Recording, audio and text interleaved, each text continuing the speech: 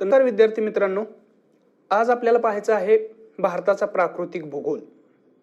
भारताचा प्राकृतिक भूगोल हा एक मोठा टॉपिक आहे आणि त्यामुळे आपण भारताचा प्राकृतिक भूगोल पाहताना तो वेगवेगळ्या चॅप्टरमध्ये विभागून पाहणार आहोत. याला आपल्याला बरेच दिवस लागणार आहेत. जवळपास 7 ते 8 लेक्चर्स मध्ये आपल्याला हा टॉपिक संपवायचा आहे.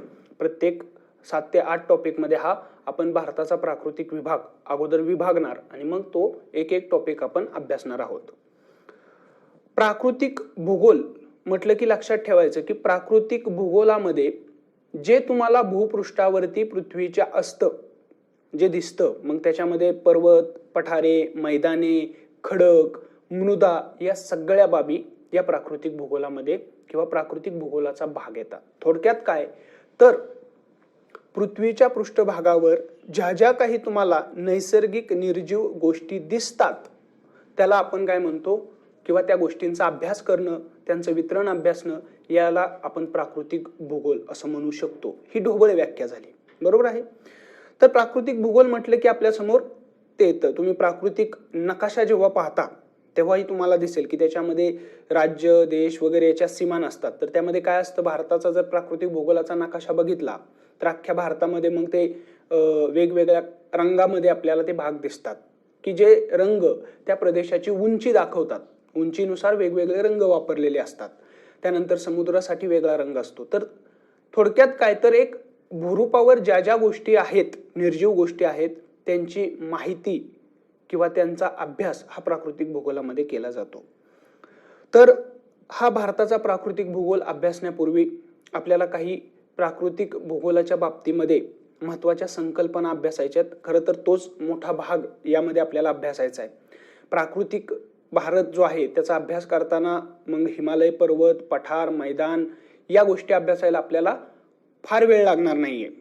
परंतु त्याच्या आधी आपल्याला या सगळ्या घटकांबद्दल जो काही संकल्पनात्मक कन्सेप्च्युअल भाग अभ्यासायचा आहे त्याला आपल्याला जास्त वेळ लागणार आहे. की याच्यामध्ये मग आपण पर्वत, पठारे यांची निर्मिती कशी होते, आपल्या पृष्ठभागावर जे जे काही तुम्हाला भूरूपे दिसतात त्याला भूरूपे म्हणतो आपण, लँडफॉर्म्स, त्याचा अभ्यास आपल्याला करायचा आहे.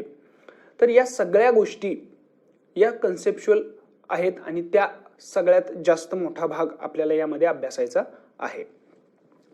मग सुरुवातीला लक्षात घ्या की मी म्हटलं की 7 वेगवेगळ्या चॅप्टरमध्ये आपण हा प्राकृतिक भारताचा जो भाग आहे तो आपण पहिल्यांदा विभागतो आणि मग त्याच्यातला एक आपण चॅप्टर घेऊन त्याचा अभ्यास करूयात.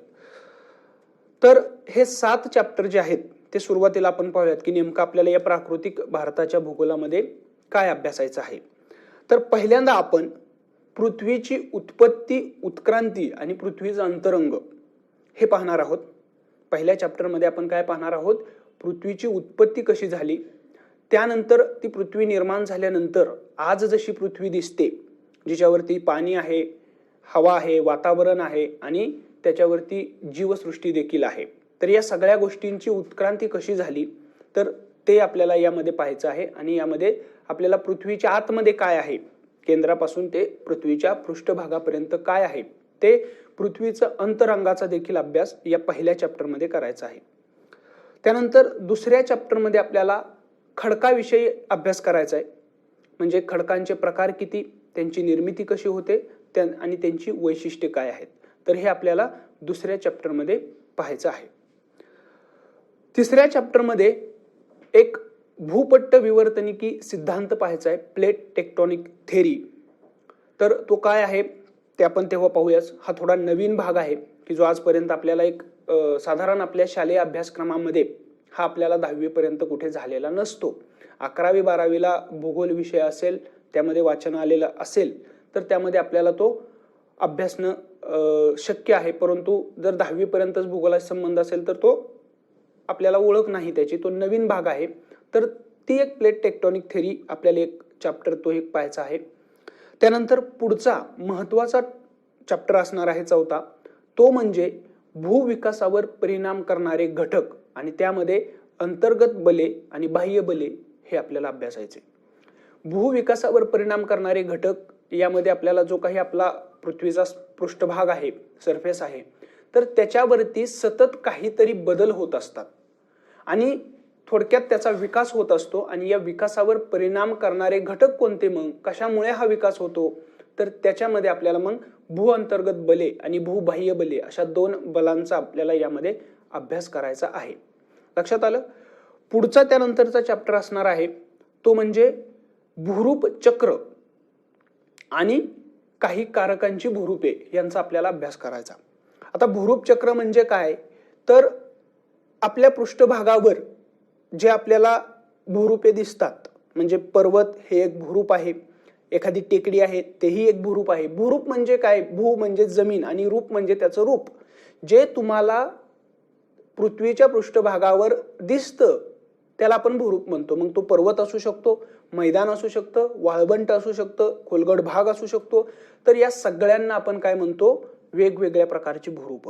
मग ह्या भूरूपांचा विकास कसा होतो, त्याची प्रक्रिया काय आहे, त्याचं एक चक्र आहे, तर ते आपल्याला अभ्यासायचं या चॅप्टरमध्ये आहे. आणि हे सगळं जो आतापर्यंत आपण जे पहिले 5 चॅप्टर मी सांगितले, त्या पहिल्या 5 चॅप्टरमध्ये सगळा कन्सेप्च्युअल भाग आहे. हा सगळा कन्सेप्च्युअल भाग आहे. आणि यानंतर मग आपला खऱ्या अर्थाने भारताचा प्राकृतिक रचना जी आहे ती आपल्याला अभ्यासणार. मग त्यामध्ये हिमालय पर्वत, गंगेचं मैदान, त्यानंतर भारतीय द्वीपकल्पाचं जे काही पठार आहे दक्षिण भागात मोठं, ते पठार, किनारी प्रदेश, बेटे, या सगळ्यांचा आपण अभ्यास करणार. म्हणजे जे आपल्या भारताच्या प्राकृतिक रचना जी आहे ती सगळी आपण अभ्यासणार. वेगवेगळ्या विभागामध्ये त्याला विभागून आपण त्याचा अभ्यास करणार. लक्षात आलं.